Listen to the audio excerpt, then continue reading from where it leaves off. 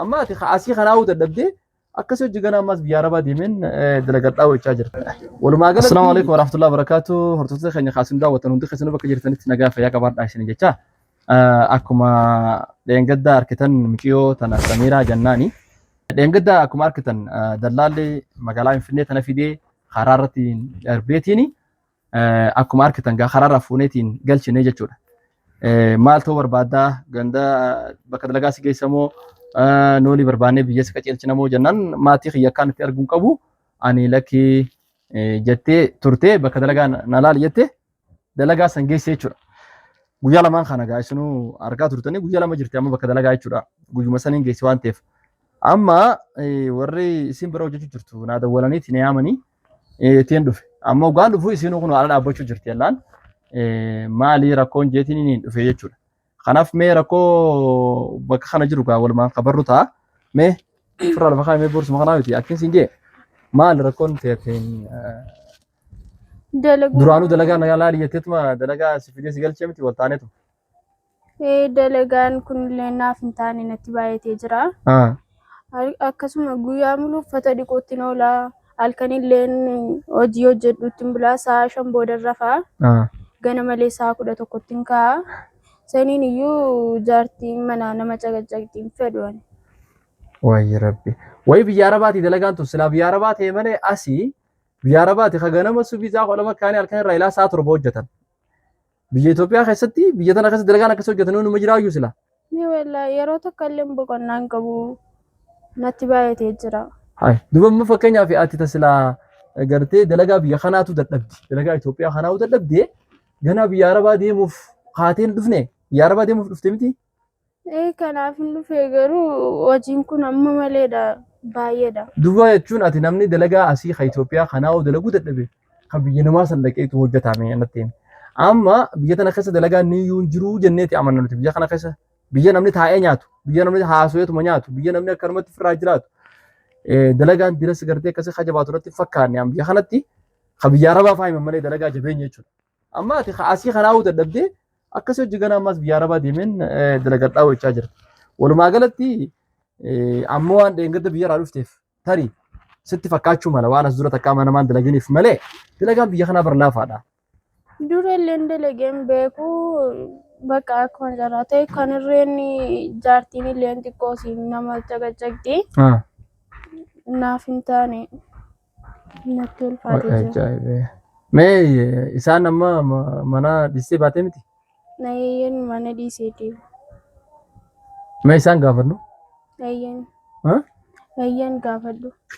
Amma ati ba'uuf deemuuf ulaarra baateetiin mee haram deemuu deemta gandaan beeytu eessa ba'uuf ati duru manarraa baatee silaasitti dhaabbachaa jirtame? Bakka manni si elaan galee manna kee? Manni illee naaf hin galee sirriitti dalagaadhumti naaf ta'uu didee kazaa gadi ba'uu jira. Wallahi rakkoodha. Rakkoodha. Jechuun obsuun barbaachisaa beektaa. Namni amma eega biyyarraa bahee mudannoo hedduu jira jechuun mudannoo adda addaa hedduutu jira. Mudannoo kana hunda obsaniituma keessatti dabran malee abadan amma ati ganaa ijoolleedha amma biyyarraa baate dhugaa dallaalli si taphatee karaa si darbe haa ta'u garuu biyyi Arabaa immoo dalagaan kanarraa hamaadha. Kanarraa hamaa. Maaliif akkas ta'e obsuu qabda turte? Duuba ammaan tana mee afachuu rakkoo jirtu isaanis nan dubbisa.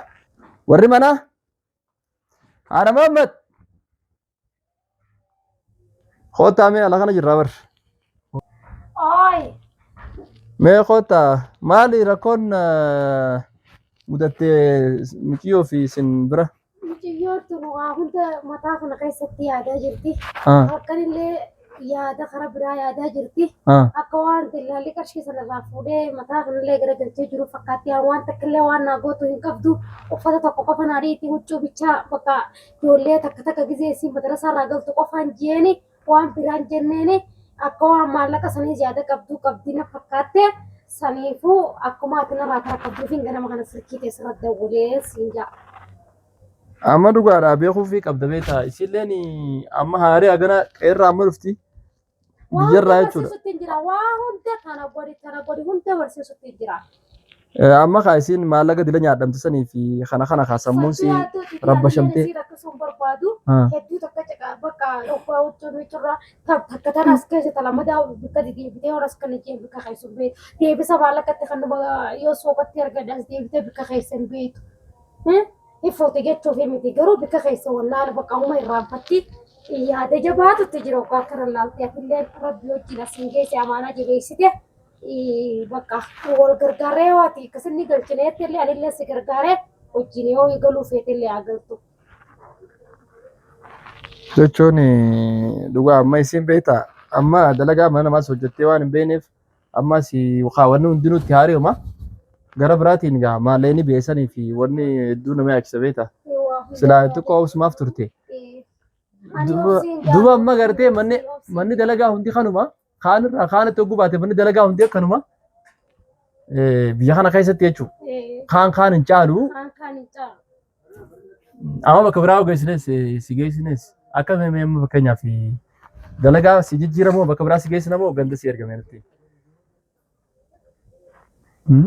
Dalagaa kan biraa nagalcha. Kan biraa amma beektaa yeroo soomanaa amma soomanni boruu yookaan iftaan jechuu jira. Amma soomanni kun hogguu dhufee kalas dalagaa mana hundaa'u numa jabaataa beek. Amma yeroo tana keessa mana hurgufuu jira mana qalama godhanii maali mana qulqulleessanii maal jaab. Amma rakkoon jirtu kana mana hunda dalagaan jabuma ni jabaata. Amma ati alaa kullee amma mana keessa deebites michoota akka jira hojjettuudhaan mana keessa jechuudha. Wal canaacaqoon maltan dubartii lama mana keessatti hogguu dhufte wal caqaacaqan jechuun wal rarreeban waan ta'eef wal rabbashuun ooltan jeeti. Kanin yaadu malee michoon ta'een gaddaa sun numa jirti turte mooraa keessa. Nageessi rakkoon qabu saniin waliin caqaacaqni.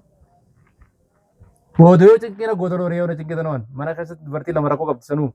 Omaan jennu waaniif isiin wal taana. Omaan jennu waliif taana. Guys, rakkoon teessan beektaa yaa'u silaa dubartii lama bakka takkatti hogguu wali qabamte siin dhiibbaan numa jira rakkoon numa jira ammoo wanni si godhu hin jiru yoo taate gartee amma haga ji'a kana hanga dalagaan laaffatu dalagaan biyyaa rabaa dalagaan mana namaa jechuudha. So mana kanaaf jecha jabaattee waan jirtuuf hanga xiqqoo gaa magaalaa babbartu san yoo obsitee mana teesse michoo bira yaa'ee istee yoo teesse.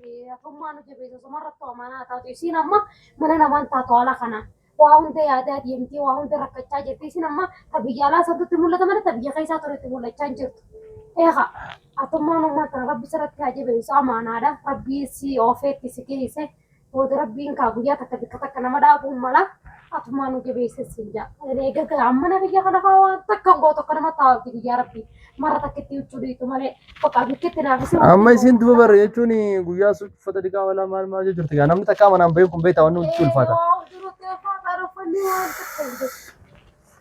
Kalaas ayyee amma atis galatoomii guyyaa lamaan kana si bira turuudhaaf galatoomii isin amma gaasilaa waan hin godhu qabu anis manumatti hin galchaa yaa'u kanaaf jabaadhu atillee galatoomi naayamteetti naamu katiifuu isin amma mee manuma deebiseetiin yoo wal ta'anii waliin michoo hojii walii galanii jiraatan laallagaa mee walillee dhibnu jechaa jirti akka goonus waan hin jirreef. Uma akkasii dhiisi galatoma. Egaan daawwattoota keenya akkana jirti kunoo Samiraa amma fuunee mana bakka dalagaa bakkaan keessarraa illee fuudhe kanaafuu gara manaatiin hin deemuu jira. Waan ni jirta yoo jiraate wanni godhamu tokko godhuutti jirra waan ta'eef isin moo jiraadhaa du'aa inni godhaa isin hin jenna. Assalaamu alaykum warahmatullahi.